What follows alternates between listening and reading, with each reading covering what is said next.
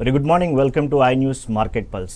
ప్రస్తుతం business market గత 5 రోజుల నుంచి మనం చూస్తూ వస్తున్నాము. యుద్ధ భయాలతో కూడా మార్కెట్ అంతా కూడా మనకి డౌన్ఫాల్ అనేది గత 5 రోజుల నుంచి చూస్తూ వస్తున్నాము. అయితే దాదాపుగా చూసుకుంటే అన్ని రంగాలకు సంబంధించిన షేర్లన్నీ కూడా దాదాపుగా డౌన్ఫాల్లోనే కొనసాగుతున్నాయని చెప్పుకోవాలి.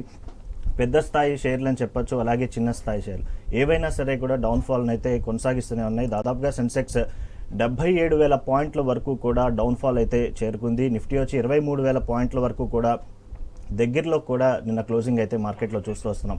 అండ్ అలాగే యుఎస్ మార్కెట్కి సంబంధించిన షేర్లన్నీ కూడా స్థిరంగా కొనసాగడం అనేది మన సెంటిమెంట్కి కొంత దెబ్బతీసిందని చెప్పుకోవచ్చు. అండ్ డాలర్తో పోలిస్తే కూడా దాదాపుగా 65 పైసలు 87 రూపాయల వద్ద కూడా మన మార్కెట్ రేట్ అనేది కూడా ప్రశ్న అయితే కొనసాగుతూ కనిపిస్తుంది. ఓవరాల్గా చూసుకుంటే బీఎస్సీలో నమోదైన అంటే రిజిస్టర్ కాబడిన షేర్లన్నీ కూడా మొత్తంగా ఒక్కరోజే దాదాపుగా 9,30,000 వరకు లక్షల కోట్ల వరకు కూడా తగ్గింది. అండ్ అలాగే సెన్సెక్స్లో కూడా చూసుకుంటే 2,290 పాయింట్ల వరకు కూడా నిన్న ఒక్కరోజు అయిపోయింది. నిన్నటి మార్కెట్కి సంబంధించి ఒకసారి కనుక మనం చూసుకుంటే మార్కెట్ ప్రారంభంలోనే నిన్న నిఫ్టీ మనకి 23,350 పాయింట్లకు పైగా కూడా ట్రేడింగ్ మొదలుపెట్టగా సెన్సెక్స్ కూడా ఫ్లాట్గానే ప్రారంభమవుతూ కనిపించింది. ఓవరాల్గా మార్కెట్ పొజిషన్ అంతా కూడా డౌన్లోనే కనిపిస్తుంది. ప్రస్తుతానికి కూడా ఇవాళ మార్కెట్ ఓపెనింగ్ 9:15కి మనకి ఓపెన్ అవుతున్నప్పటికీ ప్రస్తుతం మార్కెట్లో ఎలాంటి జోష్ కనిపిస్తుంది. ఇక వీటికి సంబంధించి విశ్లేషణ అందించడానికి మనతో పాటు ప్రముఖ business market analyst Venkat Meka గారు పాల్గొంటున్నారు. వారితో మాట్లాడాలనుకునే వారు స్క్రీన్ పై స్క్రోల్ నెంబర్స్కి అలాగే యూట్యూబ్ చాట్ బాక్స్లో కూడా మీ క్వశ్చన్స్ అడగచ్చు. Very good morning sir, welcome to the show. Good morning అండి. సార్, మార్కెట్ అనేది చూస్తున్నాం సార్, గత 5 రోజుల నుంచి కూడా డౌన్ఫాల్ అనేది చూస్తూ వస్తున్నాము. ఎవరైతే ఇన్వెస్టర్స్ ఉన్నారో చాలా బేజార్ అయిపోతున్నారనే చెప్పాలి. ఎందుకంటే దాదాపుగా కొన్ని లక్షల కోట్లు అంతా కూడా ఆవిరైపోవడం మనం చూస్తున్నాం. సో ఏ రకంగా చూడొచ్చు అంటారు, అండ్ ఇది ఎప్పటిదాకా కొనసాగే అవకాశం ఉంది? దాదాపుగా మీరు ఇందాక చెప్పినట్లుగా గత 5 రోజుల నుంచి కూడా మార్కెట్లు డౌన్ ట్రెండ్లోనే ఉన్నాయి. చూసుకుంటే మదుపర్ల సంపద దాదాపుగా 17 లక్షల పైనే తగ్గిపోయిందండి. అయితే ఇది మెయిన్గా మనకి వాణిజ్య యుద్ధం ఒకటి మెయిన్గా ఎఫెక్ట్ చూసుకోవాలంటే, వాణిజ్య యుద్ధం ఏదైతే ఉందో అంటే యుఎస్ గవర్నమెంట్ వాళ్ళు ఏదైతే టారిఫ్స్ గురించి చెప్తున్నారో అది మెయిన్గా మార్కెట్లు పడిపోవడానికి ఒక రీజన్గా కనిపిస్తుంది. రెండోది మనకి క్వార్టర్లీ రిజల్ట్స్ కూడా, స్టాక్స్ క్వార్టర్లీ రిజల్ట్స్ కూడా వస్తూ ఉన్నాయి. సో ఈ రిజల్ట్స్ కూడా అనుకున్నంత పర్ఫార్మెన్స్ లేవు. కొన్ని పర్ఫార్మెన్స్ ఉన్నా కూడా వాటి యొక్క గైడెన్స్ అంటే నెక్స్ట్ క్వార్టర్కి ఏ విధంగా ఉండబోతుందనే గైడెన్స్ కూడా కొంచెం వీక్గానే అనిపించింది. దాంతో కొంచెం మదుపర్లు ఆచితూచి వేసేలో ధోరణిలో ఉన్నారు. దీంతో పాటుగా మనకి చూసుకుంటే ఇది ఇయర్ ఎండింగ్ వచ్చిందండి, అంటే ఫైనాన్షియల్ ఇయర్ ఎండింగ్ వచ్చింది. సాధారణంగా ఏం జరుగుతుందంటే ఫైనాన్షియల్ ఇయర్ ఎండింగ్లో లాసుల్లో ఉన్న స్టాక్స్ని క్లోజ్ చేసుకుంటారు. క్లోజ్ చేసుకుని లాస్ బుక్ చేసుకుని మళ్ళీ నెక్స్ట్ క్వార్టర్లో అంటే ఏప్రిల్ ఆ టైంలో మళ్ళీ కొత్తగా మళ్ళీ ఫ్రెష్ పొజిషన్స్ తీసుకుంటారనమాట. సో లాసులు బుక్ చేసుకోవడం వల్ల అడ్వాంటేజ్ ఏంటి అంటే ఎవరికైతే ఆల్రెడీ ప్రాఫిట్స్ ఉన్నాయో ఈ లాసులు బుక్ చేసుకుని ఆ ప్రాఫిట్స్ని సెట్ ఆఫ్ చేసుకుంటారనమాట, అంటే ఇన్కమ్ ట్యాక్స్ నుంచి తప్పించుకోవడం కోసం. సో అది కూడా ఒక రీజన్గా మనం అనుకోవచ్చు అనమాట. అంటే ఈ మంత్లో జరుగుతుందంటే ఇప్పటి నుంచి కూడా కొంచెం స్టార్ట్ చేస్తూ ఉంటారనమాట నిదానంగా. ఎక్కువ క్వాంటిటీలో ఉండేవాళ్ళు ఒకే రోజు అమ్మరండి. వాళ్ళు ఏం చేస్తారంటే కొంచెం కొంచెం అమ్ముకుంటూ వెళ్తూ ఉంటారు. దీనికి తోడు మనకి ఎఫ్ఐఎల్ కూడా చూసుకుంటే కంటిన్యూస్గా వాళ్ళు కూడా ఎగ్జిట్ అయిపోతూ ఉన్నారు మార్కెట్ నుంచి. అంటే క్యాష్లో ఉంటున్నారనమాట. మార్కెట్ నుంచి ఎగ్జిట్ అయిపోవడం అంటే వాళ్ళు ప్రాఫిట్లు ఏవైతే వచ్చినాయో అవి బుక్ చేసుకుని ఎగ్జిట్ అవుతున్నారనమాట. వాళ్ళ క్వాంటిటీస్ ఎక్కువ ఉండటం వలన ఏమవుతుందంటే మనకి గడిచిన 4 నెలల నుంచి కూడా గమనిస్తే అక్టోబర్ నుంచి చూసుకుంటే అక్టోబరు, నవంబర్, డిసెంబర్, జనవరి ఈ గడిచిన 4 నెలల నుంచి కూడా ఎఫ్ఐఎల్ ప్రతిరోజు కొద్దిగా అమ్ముకుంటూ వస్తూ ఉన్నారు. అక్టోబర్ వరకు కూడా మీరు చూసుకుంటే మార్కెట్లు కంటిన్యూస్గా పెరుగుతూ వచ్చినాయండి. మీరు 2020 కరోనా ఫాల్ తర్వాత చూసుకుంటే అక్కడి నుంచి మార్కెట్లు పెరుగుతున్నాయి. అలా మీకు లాంగ్ టర్మ్ వ్యూలో చూసుకుంటే 2020 దగ్గర నుంచి 2024 అక్టోబర్ వరకు కూడా మనకు పెరుగుతూనే వచ్చినాయి మార్కెట్లు. సో ఇంత లాంగ్ రన్లో వచ్చిన మార్కెట్లోంచి ప్రాఫిట్లు తీసుకోవడం అనేది సర్వసాధారణం. అందువల్ల మనకి కొద్దిగా ప్రాఫిట్ బుకింగ్ అనేది జరుగుతుంది. ఓవరాల్గా చూసుకుంటే మనకి బ్రాడ్ మార్కెట్ ఇండెక్స్ ఏదైతే మనకి ఎన్ఎస్సీలో నిఫ్టీ ఉందో అది దాదాపుగా 13% దాకానే పడిందండి. ఎక్కువే అంటే మనం చూసుకుంటే 13% అనేది కొంచెం ఒక విధంగా చెప్పాలి అంటే compare to previous down trends ఇది కొంచెం తక్కువగానే చెప్పుకోవచ్చు. 2022లో కూడా మీరు గమనిస్తే 2022లో కూడా మనకి అక్టోబర్ తర్వాత మార్కెట్ కరెక్ట్ అయింది. 2022 దగ్గర నుంచి మళ్ళీ 2023 జూన్ వరకు కూడా మనకి మార్కెట్ కొంచెం కరెక్ట్ అయింది. దాదాపుగా 18% కరెక్ట్ అయింది అప్పుడు. సో దాన్ని ఎక్కువగా ఎవరు గమనించలేకపోయారు. రీజన్ ఏంటి అంటే ఆ టైంలో small caps and mid caps ఎక్కువగా కరెక్ట్ అవ్వలేదండి. అందువల్ల చిన్న ఇన్వెస్టర్లు ఎవరైతే ఉన్నారో వాళ్ళు ఎక్కువగా స్మాల్ క్యాప్ అండ్ మిడ్ క్యాప్స్లో ఇన్వెస్ట్ చేస్తున్నారు. దాని తర్వాత మ్యూచువల్ ఫండ్స్ కూడా ఎక్కువ మంది ఫోకస్ చేసింది small and mid caps mutual funds మీద ఫోకస్ చేశారు. దాంతో మనకి ఏమైంది అంటే ఈ కరెక్షన్ అనేది అప్పుడు వచ్చిన కరెక్షన్ పెద్దగా ఇంపాక్ట్ చేయలేకపోయింది మార్కెట్ని. అయితే ఇప్పుడు వచ్చిన కరెక్షన్ ఏమైంది అంటే స్మాల్ అండ్ మిడ్ క్యాప్స్ మీద ఎక్కువ ఎఫెక్ట్ పడిందండి. లార్జ్ క్యాప్స్ కన్నా కూడా స్మాల్ అండ్ మిడ్ క్యాప్స్ మీద ఎక్కువ ఎఫెక్ట్ పడటం వలన మనకి కరెక్షన్ ఎక్కువగా కనిపిస్తోంది. అండ్ రీసెంట్గా మనం నిన్న కనుక చూసుకుంటే మ్యూచువల్ ఫండ్స్ వాళ్ళు కూడా ఏం చెప్తున్నారు, నెక్స్ట్ కమింగ్ అంటే డేస్లో మనకి స్మాల్ అండ్ మిడ్ క్యాప్స్ కన్నా కూడా మీరు లార్జ్ క్యాప్స్ మీద ఎక్కువ ఫోకస్ చేయండి. స్మాల్ అండ్ మిడ్ క్యాప్స్ అనేది కొంచెం ఈ సంవత్సరం పర్ఫార్మెన్స్ చేయకపోవడానికి కొంచెం ఎక్కువ కారణాలు కనిపిస్తున్నాయి మనకి. ఒకవేళ మీరు స్మాల్ అండ్ మిడ్ క్యాప్స్లో మ్యూచువల్ ఫండ్స్లో మీరు ఇన్వెస్ట్ చేద్దాం అనుకుంటే లాంగ్ టర్మ్ హోల్డ్ చేసుకునే ప్లాన్లో ఉండండి. అంటే సంవత్సరం 2 సంవత్సరాలు కాదు, మీరు లాంగ్ టర్మ్ హోల్డ్ చేసుకునే ప్లాన్లో ఉండండి అన్నట్లుగా చెప్పారు. ఇది కూడా ఒక భయానికి కారణం అయిందండి. అయితే గడిచిన సంవత్సరం 2 సంవత్సరాల క్రితం చూసుకుంటే ఏంటంటే small and mid cap mutual ఫండ్స్లో ఇన్వెస్ట్ చేసిన వాళ్ళు సంవత్సరానికి 30 to 40, కొన్ని అయితే 50% రిటర్న్స్ కూడా ఇచ్చినండి. 1 year, నేను 1 year బేస్ చేసుకుని చెప్తున్నాను. అలాంటి రిటర్న్స్ అనేది ఇయర్ రాకపోవచ్చు అని చెప్పేసి వాళ్ళు క్లియర్గా చెప్పడం కూడా మదుపరులో ఒక భయానికి కారణమైంది. దాంతో కొద్దిగా మార్కెట్ అనేది మనకి కరెక్షన్లో కనిపిస్తుందండి. సో దీని నుంచి మనం ఎలా బయటికి రావాలి ఏంటి అనేది కూడా చూద్దాం. అలాగే ఈరోజు కనుక చూసుకుంటే ఇప్పుడు మనకి గిఫ్ట్ నిఫ్టీ ఏదైతే ఉందో కొంచెం పాజిటివ్లో కనిపిస్తుంది. ఒక 60 పాయింట్స్ పాజిటివ్లో అయితే మనకి ట్రేడ్ అవుతుంది. సో ఈరోజు మార్కెట్లో కొంచెం పాజిటివ్లో ఓపెన్ అవడానికి ఛాన్సెస్ అయితే కనిపిస్తున్నాయండి. ఓవరాల్గా మనకి ఈరోజు కొంచెం కన్సాలిడేషన్ జోన్ అయితే కనిపిస్తుంది. మార్కెట్స్లో కొంచెం ఫాల్ అనేది కొంచెం ఆగి కొంచెం కన్సాలిడేషన్ జరగడానికి, అంటే కొంచెం చిన్న కన్సాలిడేషన్. ఓవరాల్గా బేరిష్లోనే ఉంది, మార్కెట్ స్ట్రక్చర్ ఏమి చేంజ్ కాలేదు. కాకపోతే కొంచెం కన్సాలిడేషన్ జోన్లో ఉండడానికి స్కోప్ అయితే కనిపిస్తుందండి ఈరోజు. Right sir. అండ్ అలాగే ఇవాళ మనం స్టార్ట్ చేస్తున్నాం కాబట్టి ముందుగా అసలు వ్యూయర్స్ అందరికీ కూడా జస్ట్ అసలు మార్కెట్ అంటే ఏంటో తెలియని వాళ్ళు కూడా చాలామంది ఉన్నారు. ఈ మధ్య కాలంలో ఎక్కువగా కూడా స్టాక్ మార్కెట్ మీద ఇన్వెస్ట్ చేయాలి అనే కోరిక ఎక్కువ చూపిస్తున్నారు. ఒకప్పుడు గోల్డ్ మీద ఎలా అయితే ఇన్వెస్ట్ చేయడం మనం చూసామో ఇప్పుడు స్టాక్ మార్కెట్లో కూడా పెట్టాలి అనుకుని చాలామంది చూస్తున్నారు. సో అలాంటి వాళ్ళకి అసలు స్టాక్ మార్కెట్లోకి రావాలంటే మీరు ఎలాంటి సజెషన్స్ ఇస్తారు? అండ్ స్టాక్ మార్కెట్లోకి ఎవరైనా రావచ్చు, అంటే డబ్బున్న వాళ్ళే రావాలా లేకపోతే డబ్బు లేని వాళ్ళు, మిడిల్ క్లాస్ వాళ్ళు కూడా రావచ్చు అంటారు? మంచి ప్రశ్న అండి మురళి గారు. వాస్తవంగా ఏంటంటే చాలామంది స్టాక్ మార్కెట్ అంటే ఒకప్పుడు అంటే ప్రీవియస్ రోజుల్లో స్టాక్ మార్కెట్ అంటే అందరూ భయపడేవాళ్ళు. స్టాక్ మార్కెట్ అంటే గ్యాంబ్లింగ్ అనో ఇంకోటనో రకరకాలుగా భయపడేవాళ్ళు. అప్పట్లో కూడా చాలామంది ఏంటంటే దాన్ని ఆ విధంగానే తీసుకునేవాళ్ళు అనమాట. అంటే ఒక గ్యాంబ్లింగ్ లాగా. ఒక 1000 రూపాయలు పెట్టానండి మార్కెట్లో, ఒక 100 రూపాయలు వచ్చినాయి ఈరోజు, లేకపోతే 50 రూపాయలు వచ్చినాయి ఈరోజు అన్నట్లుగా మాట్లాడుకునేవాళ్ళు. నేను చెప్పేది చాలా పాతకాలం నుంచి అండి, ఇప్పుడు కాదు. ఇప్పుడు 1000 రూపాయలు అంటే ఎవరు కాదండి చెప్తాను జనరల్గా. సో అది ఒక గ్యాంబ్లింగ్ మెంటాలిటీలోకి వెళ్ళిపోయింది. కానీ వాస్తవంగా ఏంటంటేనండి స్టాక్ మార్కెట్లో ఎవరైనా పెట్టుబడి పెట్టుకోవచ్చు అండి. మీరు 100 రూపాయల దగ్గర నుంచి కూడా స్టాక్ మార్కెట్లో పెట్టుకోవచ్చు. అంటే మనకి ఇప్పుడు స్టాక్స్ అనేవి రూపాయి 2 రూపాయల దగ్గర నుంచి కూడా స్టాక్స్ దొరుకుతున్నాయి. సో మీ దగ్గర 100 రూపాయలు ఉన్నా కూడా స్టాక్ మార్కెట్లో పెట్టుబడి పెట్టుకోవచ్చు. అంటే మీరు పెట్టుబడి పెట్టడం వేరండి, ట్రేడింగ్ చేయడం వేరు. దీనిలో 2 రకాలు ఉన్నాయి. పెట్టుబడి పెట్టడం అంటే మీరు ఏదైనా ఒక అసెట్ ఉందండి, ఇప్పుడు రియల్ ఎస్టేటే ఉంది, దానిలో ఏం చేస్తాం మనం, పెట్టుబడి పెడతాం. అది సంపద కొంచెం పెరిగిన తర్వాత, అంటే రియల్ ఎస్టేట్ పెరిగిన తర్వాత. సో ఇక్కడ మనకి ఎవరైనా అంటే మార్కెట్లోకి ఎంటర్ అవ్వచ్చు అనే క్వశ్చన్ అడిగారు మీరు. ఎవరైనా రావచ్చు అండి మార్కెట్లోకి ఎంటర్ అవ్వడం అనేది, ఎవరైనా రావచ్చు. అంటే దీనికి మినిమం నాలెడ్జ్ ఉండాలంటే వాస్తవంగా మార్కెట్లో మనం ఎంటర్ అవ్వడం అంటే ఒకటి గుర్తుపెట్టుకోండి, మీరు ఇక్కడ వేరే వాళ్ళ వ్యాపారంలో ఇన్వెస్ట్ చేస్తున్నారు. మార్కెట్లో ఇన్వెస్ట్ చేయడం అంటే ఒక కంపెనీ యొక్క స్టాక్స్ బై చేయడం అంటే ఏంటండి, ఆ కంపెనీలో మీరు ఇన్వెస్ట్ చేస్తున్నారు, ఒక పార్ట్ ఇన్వెస్ట్ చేస్తున్నారు అనమాట. అంటే వేరే వాళ్ళ వ్యాపారంలో మీరు ఇన్వెస్ట్ చేస్తున్నారు, ఆ వ్యాపారం పెరుగుతూ ఉంది, ఆ కంపెనీ పర్ఫామ్ చేస్తుంది అంటే మీకు ఆ స్టాక్ పెరుగుతా డబ్బులు వస్తాయి. ఇది బేసిక్ ప్రొసీజర్ మీ అందరికీ తెలిసిందే. సో ఇక్కడ మీకు దీనికి నాలెడ్జ్ కావాలి అంటే మీరు అబ్జర్వేషన్ కావాలండి. ఇక్కడ ఏం లేదండి, ఆ కంపెనీ పర్ఫామ్ చేస్తుందా, ఎలా పర్ఫామ్ చేస్తుందంటే జస్ట్ చిన్న ఎగ్జాంపుల్ చెప్తానండి. ఇప్పుడు మీరు రోడ్ మీద వెళ్తున్నారు, ఒక కంపెనీ కార్లు ఎక్కువ కనిపిస్తూ ఉన్నాయి మీకు, మారుతియో లేకపోతే టాటానో హుందాయో ఎక్కువ కనిపిస్తూ ఉన్నాయి. అలాగే మీకు తెలిసిన ఊర్లో అటు వెళ్ళినప్పుడు కూడా ఆ కంపెనీ వెహికల్స్ ఎక్కువ కనిపిస్తూ ఉన్నాయి. అంటే ఆ కంపెనీకి సంబంధించిన వాహనాలు ఎక్కువగా అమ్ముడవుతూ ఉన్నాయండి. మళ్ళీ వాటికి సంబంధించిన షాపులు కానీ సర్వీస్ సెంటర్లు కానీ ఎక్కువ కనిపిస్తూ ఉన్నాయి. సో ఆ కంపెనీకి సంబంధించి గ్రోత్ అనేది బాగుంది కాబట్టి మనం ఆ కంపెనీ షేర్లో ఇన్వెస్ట్ చేసుకుంటే పెరగడానికి స్కోప్ ఉంది. ఇలాంటి విషయాలు మీరు చూసుకుంటే చాలండి. ఇంకా ఎక్కువ అంటే ఇన్డెప్త్ నాలెడ్జ్ ఉంటే ఇంకా మంచిదే. కాకపోతే ఏంటంటే బేసిక్గా ఎవరైనా ఇన్వెస్ట్ చేయాలి అని అనుకున్నప్పుడు మినిమం ఇలాంటి జాగ్రత్తలు తీసుకుని ఇలాంటి అబ్జర్వేషన్స్ చేస్తా మీరు అలాంటి కంపెనీ స్టాక్స్లో ఇన్వెస్ట్ చేసుకోవడం అనేది స్టార్ట్ చేయండి. అలాగే కొంచెం పేరున్న కంపెనీలు, మనకి పేరున్న కంపెనీలు ఏవైతే ఉంటాయో వాటిల్లో అంటే కొత్తగా మార్కెట్లో వచ్చే వాళ్ళకి నేను ఇచ్చే సూచనలు అండి.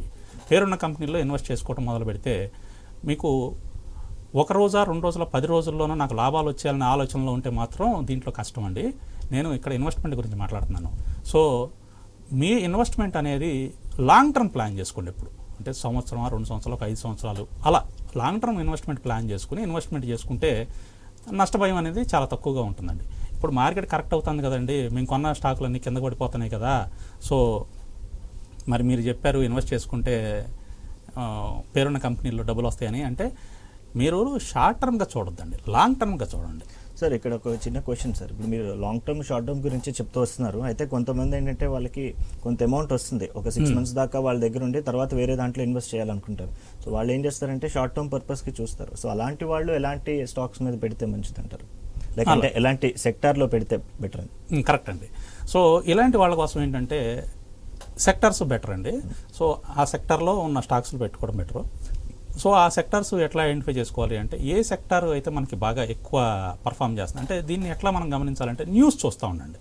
న్యూస్ చూస్తూ ఉన్నప్పుడు న్యూస్లో మనకి ఫార్మాస్యూటికల్కి సంబంధించిందో లేదా ఇప్పుడు కరోనా టైం అండి, కరోనా టైంలో ఏంటి మనకి ఫార్మాస్యూటికల్ సెక్టర్ బాగా పర్ఫామ్ చేసింది. ఎందుకు? రీజన్ ఏంటి? అందరికీ కూడా మెడిసిన్స్ కావాలి అట్లనే. అలాగే హాస్పిటల్స్ అవన్నీ కూడా బాగా ఆ స్టాక్స్ బాగా పర్ఫామ్ చేసింది. రీజన్ ఏంటి? అక్కడ డిమాండ్ ఎక్కువ ఉంది. అంటే ఏ సెక్టార్కి మీకు డిమాండ్ వస్తుంది అని అనిపించిందో ఆ సెక్టర్లో ఇన్వెస్ట్ చేస్తే షార్ట్ టర్మ్ కోసం మీకు రిటర్న్స్ తీసుకోవచ్చు అండి షార్ట్ టర్మ్కి.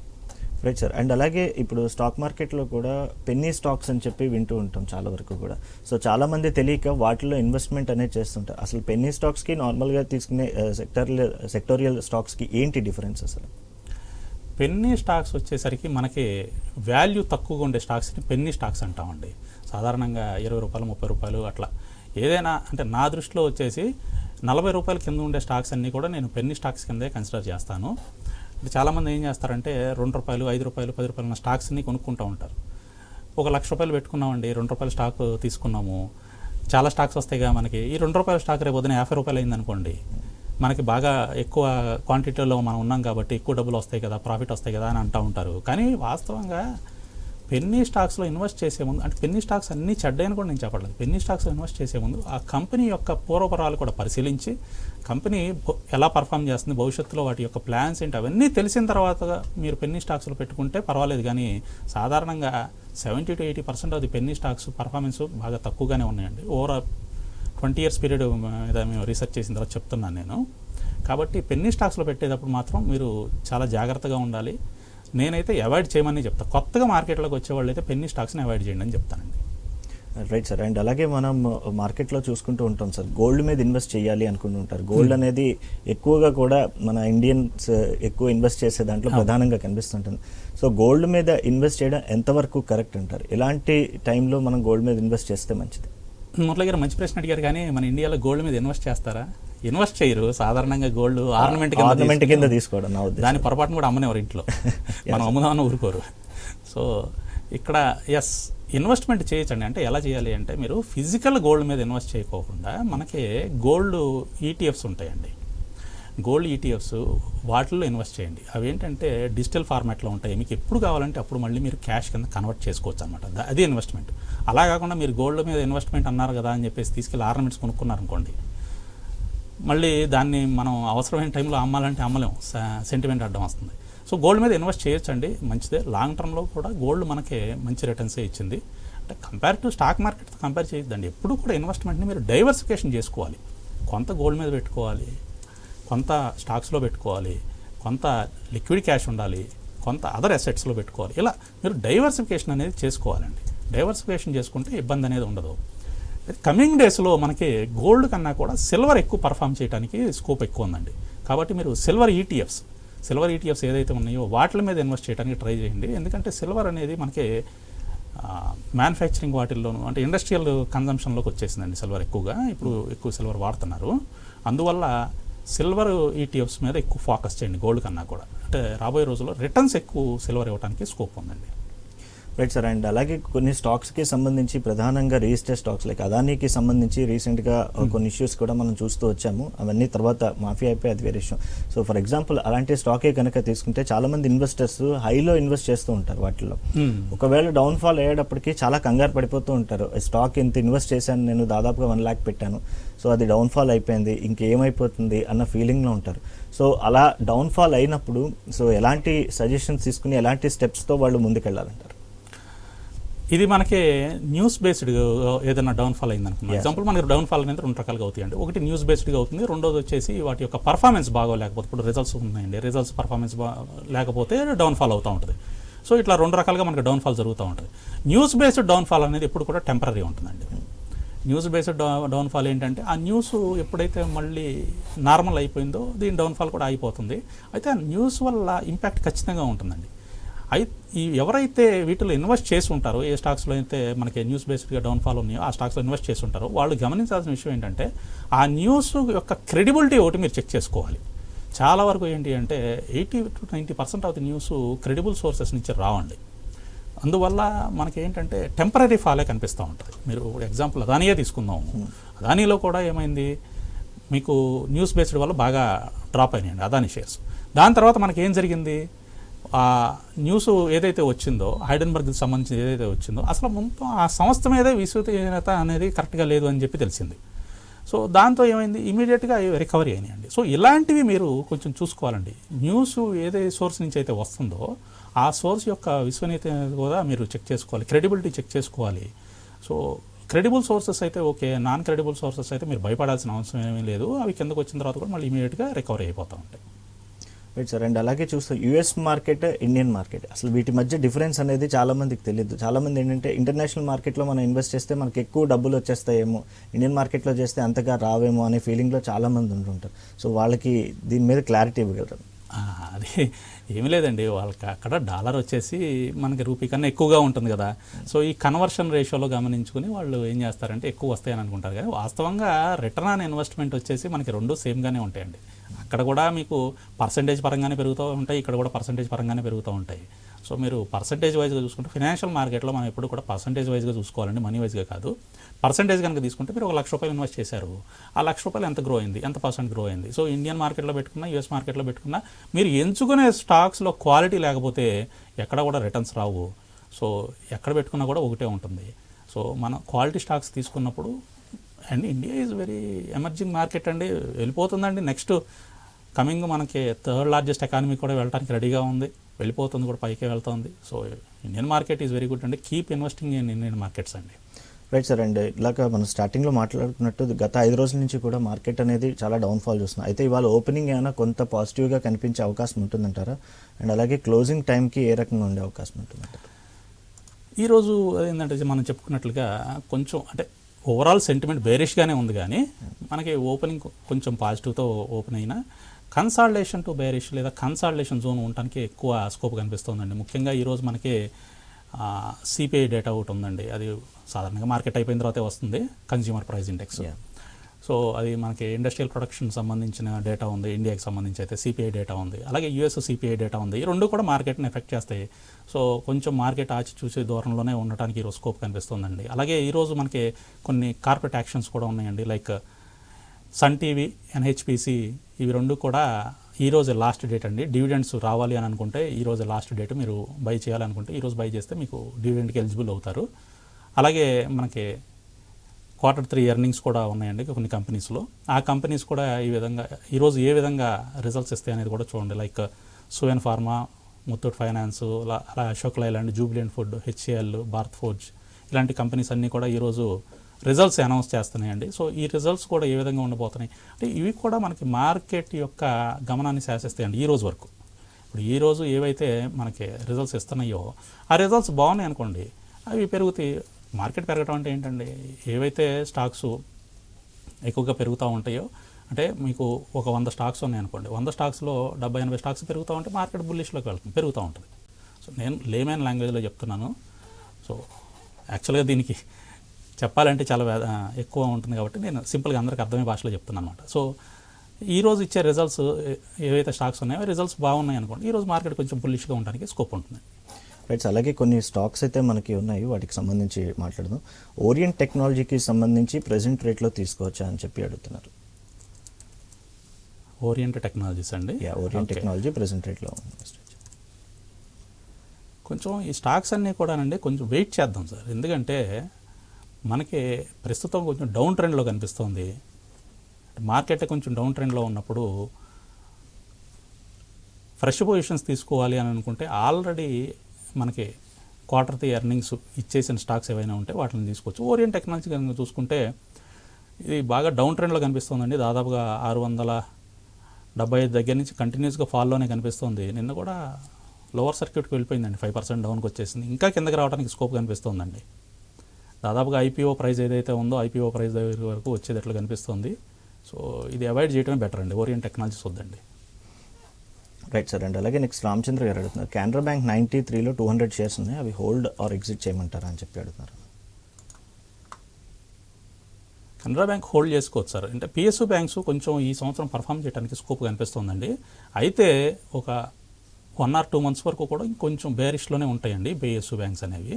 హోల్డ్ చేసుకోండి సార్, పిఎస్యూ బ్యాంక్స్కి వచ్చిన నష్టం ఏం లేదు. ఇవి కొంచెం కిందకు వచ్చిన తర్వాత, అంటే ఫాల్ అనేది కొంచెం ఆగిన తర్వాత మనం యావరేజ్ గురించి కూడా మాట్లాడుకుందాం. యావరేజ్ చేసుకోవడం బెటర్ అండి ఇలాంటివి. Right sir. అండ్ అలాగే నెక్స్ట్ వచ్చేసి మనకి ఎక్సికామ్ టెలి సిస్టమ్స్, ఇవి ఆల్రెడీ హోల్డింగ్లో ఉన్నాయి 240లో. టెక్నికల్స్ చెప్పండి, హోల్డ్ ఆర్ ఎగ్జిట్ ప్రైస్ కూడా చెప్పండి, ఎగ్జిట్ది అని అడుగుతున్నారు. ఎక్సికామ్ టెలి సిస్టమ్స్ ఇంకా కిందకు వచ్చేస్తుందండి. ఇది బెటర్ టు ఎగ్జిట్. యాక్చువల్గా చెప్పాలి అంటే టెక్నికల్స్ అంత బాగాలేవు, దీనికి ఇంకా కిందకి రావడానికి స్కోప్ కనిపిస్తుంది. సో కుదిరితే అంటే మీరు తక్కువ లాస్లో ఉంటే దీని నుంచి ఎగ్జిట్ అవడానికే ట్రై చేయండి. ప్రస్తుతం అయితే అంత పర్ఫార్మెన్స్ బాగాలేదు, అంటే టెక్నికల్గా చూసుకుంటా ఉంటే. మళ్ళీ రీఎంట్రీ తీసుకోవచ్చు అండి, మళ్ళీ అది బుల్లిష్లోకి వచ్చినప్పుడు రీఎంట్రీ తీసుకోవచ్చు. ఇప్పుడైతే ప్రస్తుతం మనం ఎగ్జిట్ అయిపోవడం బెటర్ అండి, ఎందుకంటే ఇంకొంచెం ఫాల్ కనిపిస్తుంది. Right sir. అండ్ సత్యనారాయణ గారు అడుగుతున్నారు, సిఆర్ఎం సిల్క్స్ 250లో తీసుకున్నారు షేర్స్ 1000, ఇది కూడా హోల్డ్ ఆర్ ఎగ్జిట్ అడుగుతున్నారు. లాంగ్ ఆర్ షార్ట్ టర్మ్ అయితే మనకి ఏం మెన్షన్ చేయలేదు. సిఆర్ఎం సిల్స్ టెక్నికల్గా బాగానే ఉందండి, ఇది హోల్డ్ చేసుకోవచ్చు, ఇబ్బంది ఏం లేదు. నిన్న కూడా ఇంత డౌన్ మార్కెట్లో కూడా మనకి 2% పైన పెరిగింది. సో ఇది కొంచెం అంటే టెక్నికల్గా చూసుకుంటే బాగానే అనిపిస్తుంది. ఈవెన్ దో అది పైనుంచి కిందకి పడినా కూడా అది ప్రాఫిట్ బుకింగ్ పడటమే కానీ ఇంకోటి కాదండి. ప్రాఫిట్ బుకింగ్ జరగడం వలన కిందకు వచ్చింది. అయితే స్ట్రెంత్ అయితే స్ట్రాంగ్గానే కనిపిస్తుందండి, టెక్నికల్ స్ట్రెంత్. ఇది హోల్డ్ చేసుకోవచ్చు సార్. Right sir. అండ్ అలాగే నెక్స్ట్ వచ్చేసి మనకి చంబల్ ఫర్టిలైజర్స్కి సంబంధించి అడుగుతున్నారు, ప్రెజెంట్ లాంగ్ టర్మ్ 2 years కోసం ఇది బై చేయొచ్చా? చంబల్ ఫర్టిలైజర్స్ కరెంటు ప్రైస్లో కొంచెం అవాయిడ్ చేద్దామండి. దీనికి రెసిస్టెన్స్ మనకి 550 దగ్గర రెసిస్టెన్స్ కనిపిస్తుంది. సో 550 రెసిస్టెన్స్ కనుక బ్రేక్ అయితే అప్పుడు దీంట్లో ఫ్రెష్ ఎంట్రీస్ అనేది ప్లాన్ చేసుకోవచ్చు అనమాట. కరెంట్ ప్రైస్ అయితే కొంచెం మనకి బేరిష్నెస్ చూపిస్తుంది. అలాగే కన్సాలిడేషన్ కూడా జరగడానికి స్కోప్ కనిపిస్తుంది చంబల్ ఫెర్టిలైజర్స్లో. సో కొంచెం ఇది అవాయిడ్ చేయడమే బెటర్ అండి కరెంట్ ప్రైస్లో వచ్చేసి. And orient technology fresh entry ఎక్కడ తీసుకోవచ్చు అని చెప్పి అడుగుతున్నారు సార్. ఓరియంట్ టెక్నాలజీస్ అది ఇప్పుడే మాట్లాడుకున్నాం మనం, యా, అది కొంచెం అవాయిడ్ చేద్దాం అనుకున్నాం. Right sir. అండ్ అలాగే నెక్స్ట్ కమిన్స్ ఇండియా 3600లో ఉన్నాయి, రిజల్ట్స్ బాగానే వచ్చాయి, సో ఇప్పుడు యావరేజ్ చేయొచ్చా అని చెప్పి అడుగుతున్నారు, మొన్న వచ్చిన recent results.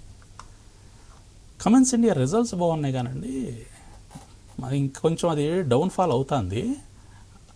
So fresh entry కోసం అడిగారా? యా సార్, ఫ్రెష్ ఎంట్రీ కోసం లేదు సార్, ఆల్రెడీ ఉన్నాయి 3600లో ఉన్నాయి. సో రిజల్ట్స్ వచ్చాయి కాబట్టి ఇక్కడ యావరేజ్ చేయొచ్చా అని చెప్పి అడుగుతున్నారు. Okay okay. సో ఇది దీనికి డివిడెండ్ కూడా అనౌన్స్ చేశారండి, 18 రూపీస్ డివిడెండ్ కూడా అనౌన్స్ చేశారు కమిన్స్ ఇండియాకి. సో యావరేజ్ అయితే ఈ ప్రైస్ వద్దండి, కొంచెం కిందకు వచ్చిన తర్వాత యావరేజ్ చేసుకోవడం బెటర్. అరౌండ్ 2800 జోన్లో మనకి ప్రస్తుతం ఉంది, 2836లో ప్రస్తుతం ఉంది. మనం అరౌండ్ 2680 దగ్గర నుంచి 2700 జోన్కి వచ్చినప్పుడు మీరు కమిన్స్ ఇండియాలో యావరేజ్ ప్లాన్ చేయండి. కొంచెం కిందకు వస్తుందండి ఇది, రైట్ సార్. అప్పుడు చేయొచ్చు. వాళ్ళు మాట్లాడుకున్న స్టాక్స్లో మీ ఇన్వెస్ట్మెంట్స్ ఏమైనా ఉన్నాయి సార్? నాకు ఎటువంటి పర్సనల్ ఇంట్రెస్ట్ లేదండి వీటిలో. రైట్ సార్, థ్యాంక్ యూ అండి, thank you so much. Thank you మరి. ఇది ఇవాల్టి ఐ న్యూస్ మార్కెట్ పల్స్. మరో ప్రోగ్రాంలో మళ్ళీ కలుద్దాం. అంతవరకు కీప్ వాచింగ్ ఐ న్యూస్.